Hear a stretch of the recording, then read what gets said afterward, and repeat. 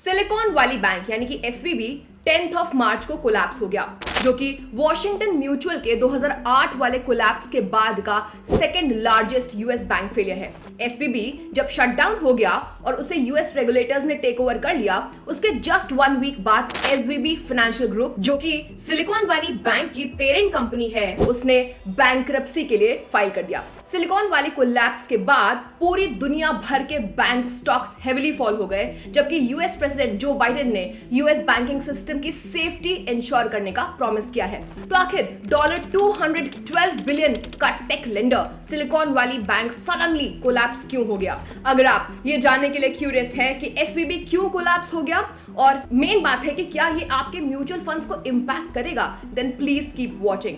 लेकिन हाँ, आगे बढ़ने से पहले सब्सक्राइब बटन को प्लीज हिट कर दीजिए और वीडियो को लाइक भी कर दीजिएगा अगर आपने अब तक नहीं किया है तो, क्योंकि हम क्वालिटी कंटेंट पोस्ट करते हैं पर्सनल फाइनेंस और इन्वेस्टिंग के ऊपर, जिससे कि आप वेल्थ बिल्ड कर सकें। तो एसवीबी आखिर कोलैप्स क्यों हो गया? एसवीबी टेक का एक गो टू बैंक था, जिसकी वजह से पिछले कुछ सालों में वो सिलिकॉन वैली बूम का एक बहुत बड़ा बेनिफिशियरी रहा। जैसे ही वेंचर कैपिटलिस्ट ने ह्यूज फंड्स रेस किए, उन्होंने फिर उस मनी को उन स्टार्टअप्स में इन्वेस्ट कर दिया जो कि एसवीबी के साथ बैंक्ड थे, यानी कि जिनका एसवीबी के साथ बैंक अकाउंट था। तो हम कह सकते हैं कि सिलिकॉन वैली बैंक में बिलियंस ऑफ यूएस डॉलर्स का डिपॉजिट फ्लो इन हुआ। नाउ एक बैंक क्या करता है? नॉर्मली वो अपने डिपॉजिट्स को कस्टमर्स के लिए लोन में कन्वर्ट कर देता है ना?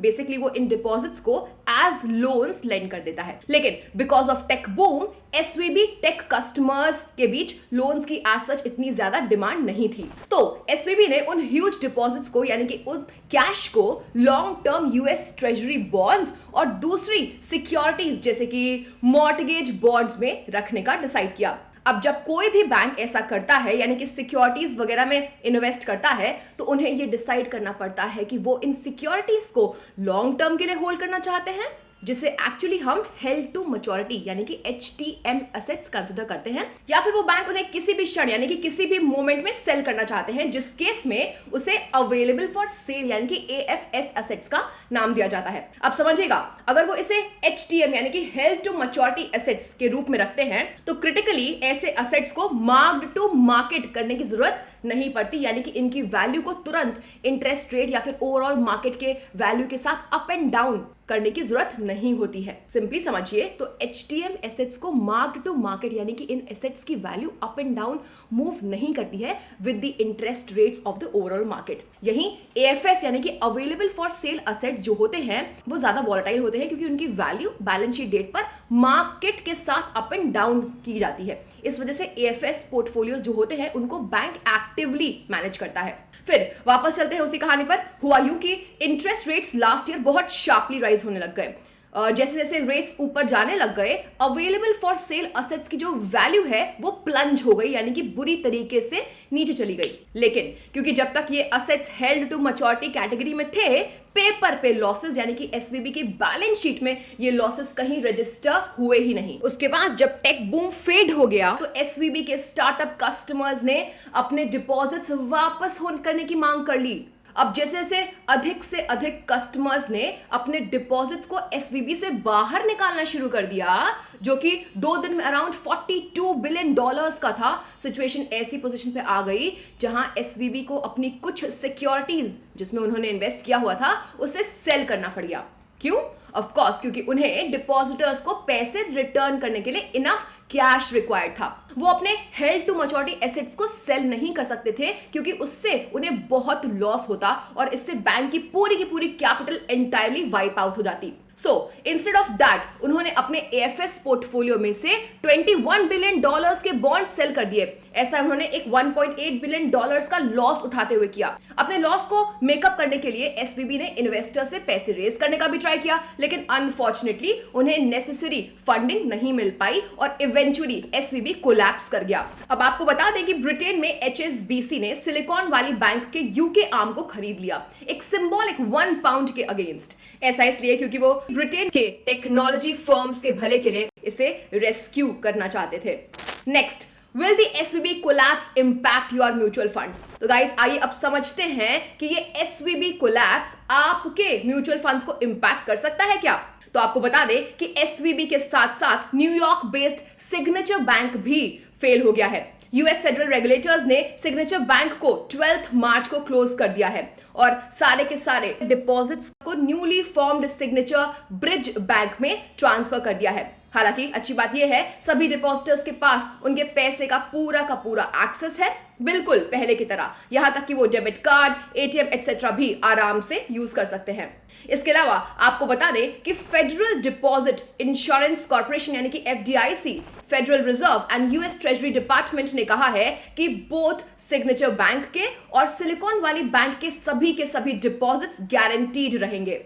नाउ इन यूएस बैंक्स के फेलियर्स ने यूरोप और एशिया के अक्रॉस पैनिक यानी कि डर स्प्रेड कर दिया है। नेचुरली ये क्वेश्चन अराइज होता है कि क्या इंडियन बैंक सेफ हैं? ये एक वाइटल क्वेश्चन है क्योंकि इंडियन बैंक्स का फेलियर इंडियन इकोनॉमी को इंपैक्ट कर देगा, साथ ही साथ इंडियन स्टॉक मार्केट्स को और आपके इक्विटी म्यूचुअल फंड्स को भी इंपैक्ट कर देगा। अकॉर्डिंग टू जेफरीज, जो कि एक leading global full service investment banking और कैपिटल मार्केट्स फर्म है, उनके हिसाब से इंडियन बैंक्स काफी वेल पोजीशन्ड हैं और वे करंट यूएस और यूरोपियन बैंकिंग क्राइसिस को बेहतर तरीके से सरवाइव कर ले जाएंगे। ऐसा इसलिए क्योंकि most of the Indian bank deposits house hold saving से आते हैं, यानी कि इंडियन फैमिलीज की फाइनेंशियल सेविंग से आते हैं, जो कि काफी ज्यादा स्टिकियर है, यानी कि वो जल्दी उसे वापस डिमांड नहीं करते। बैंक्स के टोटल डिपॉजिट्स का यहां सिर्फ 22% ही कॉर्पोरेट डिपॉजिट है, while 63% हाउस होल्ड डिपॉजिट्स है। देखिए, कॉर्पोरेट डिपॉजिट्स लेस स्टिकी होते हैं और ज्यादा रिस्क सेंसिटिव होते हैं जब उन्हें हाउस होल्ड डिपॉजिट से कंपेयर किया जाता है। तो ऐसा केस एसवीबी में नहीं था। याद करिए, हमने आपको बताया था कि एसवीबी प्राइमरली स्टार्टअप्स को केटर कर रहा था। यूएस में nearly half of the startups जो कि वेंचर कैपिटलिस्ट्स द्वारा बैक्ड थे, वो एसवीबी के साथ बैंकिंग कर रहे थे। तो यहां पर केस ऑपोजिट था, हाउस होल्ड ना होकर के स्टार्टअप्स के डिपॉजिट्स थे। इंडियन बैंक्स, चाहे वो पब्लिक सेक्टर बैंक हो या फिर प्राइवेट सेक्टर बैंक हो, दोनों ने ही ग्लोबल ब्रोकरेज जेफरीज का एसवीबी टेस्ट पास कर लिया है। ये क्या है? ये एक असेसमेंट है ऑफ क्वालिटी ऑफ डिपॉजिट्स, और तो और एक टेस्ट है to check impact of mark to market losses on the bonds held by bank till maturity. Simple words में कहे तो जेफरीज का एसवीबी टेस्ट ने इंडियन बैंक्स को असेस किया है उनकी क्वालिटी ऑफ डिपॉजिट्स पे, और जो इंडियन बैंक्स ने बॉन्ड्स हेल्ड किए हैं ना, उनका मार्क टू मार्केट लॉसेस का इंपैक्ट क्या रहेगा, उस चीज का असेस किया है। ब्रोकरेज का यह कहना है कि इंडियन बैंक्स अपने हाई क्वालिटी डिपॉजिट्स की वजह से और तो और इन्वेस्टमेंट इन सिक्योरिटीज पे लेसर रिलायंस यानी कि कम भरोसा रखा हुआ है, इस वजह से काफी वेल प्लेस्ड है इंडियन बैंक्स। तो आइए अब बात करते हैं कि क्या ये एसवीबी कोलैप्स आपके इक्विटी फंड्स को इंपैक्ट करेगा। वेल, ये एसवीबी कोलैप्स इंटरनेशनल फंड के इन्वेस्टर्स को अफेक्ट कर सकता है। ऐसा इसलिए क्योंकि इन फंड्स का एक्सपोजर हो सकता है यूएस टेक स्टॉक्स में और यूएस बैंकिंग स्टॉक्स में हो, जो कि ऑफ कोर्स एसवीबी और सिग्नेचर बैंक के कोलैप्स से हेवीली इंपैक्ट होगा। Indian IT sector funds SVB crisis से इंपैक्टेड हो सकते हैं। अब एसवीबी कोलैप्स और इसकी वजह से बाकी ग्लोबल बैंक्स में सब्सिक्वेंट फेलियर देखने के बाद कई मेजर बैंकिंग क्लाइंट्स अपने आईटी एक्सपेंसेस को रीजिग यानी कि रीअरेंज कर सकते हैं। बैंकिंग, फाइनेंशियल सर्विसेज और इंश्योरेंस यानी कि BFSI segment Indian IT services के टोटल रेवेन्यू का नियरली 30 to 35% कंट्रीब्यूट करता है। यहाँ पे काफी कॉस्ट कटिंग हो सकती है और एनालिस्ट्स का कहना है कि इस एसवीबी एपिसोड की वजह से काफी कंसर्न हो सकता है। जो भी रीसेंट डेवलपमेंट्स हुए हैं इस केस के बाद, उसकी वजह से बैंकिंग क्लाइंट्स अपने आईटी स्पेंडिंग डिसीजंस पर काफी प्रोक्रास्टिनेट करने लग जाएंगे, क्योंकि ऑफ कोर्स उनके पास भी कैपिटल की कमी है यानी कि कैपिटल रिस्ट्रेंट है। जिस वीक सिलिकॉन वैली बैंक और सिग्नेचर बैंक का कोलैप्स हुआ था ना, उसके जस्ट फॉलोइंग वीक में बैंकिंग सेक्टर फंड्स ने अप टू 6% लूज कर दिया।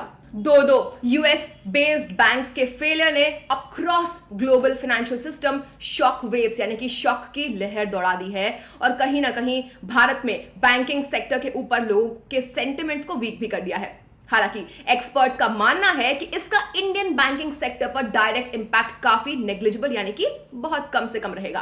बैंकिंग सेक्टर फंड्स में फॉल का reason volatile stock market conditions और राइजिंग इंटरेस्ट रेट्स हो सकते हैं। जब से repo rate hike cycle start हुई है, banks lower net interest margin suffer कर रहे हैं, साथ ही साथ higher cost of fund suffer कर रहे हैं और क्रेडिट ग्रोथ पर इंपैक्ट सफर कर रहे हैं। इसके साथ ही फॉरेन पोर्टफोलियो इन्वेस्टर्स यानी कि एफपीआईज अक्टूबर 2021 से कई बैंक्स और फाइनेंशियल सेक्टर एंटिटीज में अपने इन्वेस्टमेंट होल्डिंग्स को कम करते जा रहे हैं, जिससे बैंकिंग सेक्टर फंड्स इंपैक्ट हो रहा है। However, SVB collapse Indian equity markets को बेनिफिट कर सकता है।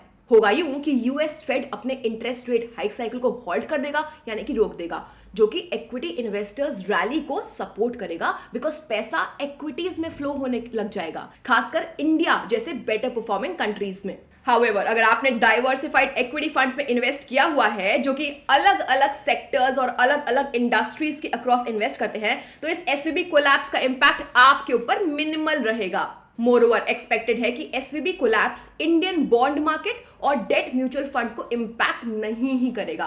तो जब बात आती है क्राइसिस की जिसने क्रेडिट स्विस बैंक को हिट किया, उसके शेयर्स 31% प्लंज हो गए कुछ दिन पहले, क्योंकि बैंक के फाइनेंशियल स्टेबिलिटी के ऊपर डाउट्स जो थे। Credit Suisse bank is the 12th largest foreign bank in India और उसके एसेट्स वर्थ ₹20,700 करोड़ के हैं। इवन वर्स्ट केस सिनेरियो में of this SVB like collapse, Credit Suisse bank को एज सच इंडिया में एक डायरेक्ट थ्रेट की तरह देखा नहीं जा रहा है, क्योंकि वो इंडियन बैंकिंग सिस्टम के सिर्फ 0.1% एसेट्स ओन करता है। मोरओवर यूबीएस ग्रुप एजी, जो कि स्विट्जरलैंड का लार्जेस्ट बैंकिंग ग्रुप है, उसने इस क्राइसिस से हिट हुए क्रेडिट स्विस ग्रुप एजी को एक्वायर करने का अग्री किया है और ये काफी हिस्टोरिक गवर्नमेंट ब्रोकर्ड डील है। तो यूबीएस क्रेडिट स्विस के लिए 3 बिलियन स्विस फ्रैंक्स, जो कि होता है $3.25 बिलियन, उतना पे कर रहा है। ये अबाउट 60% कम है than what the bank was actually worth जब मार्केट्स फ्राइडे को क्लोज हुए। सो हाँ, इमीडिएट क्राइसिस तो एटलीस्ट एवर्ट यानी कि प्रिवेंट हो गया है।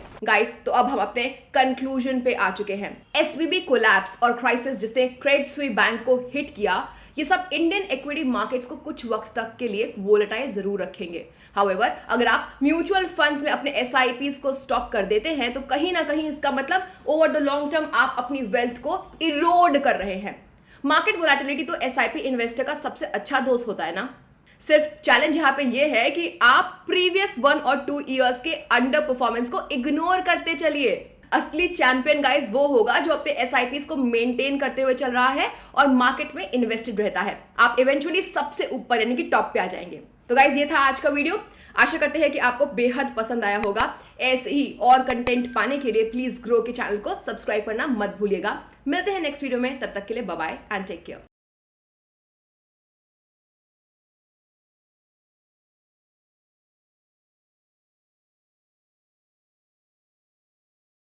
Mutual fund investments are subject to market risks. Read all scheme-related documents carefully.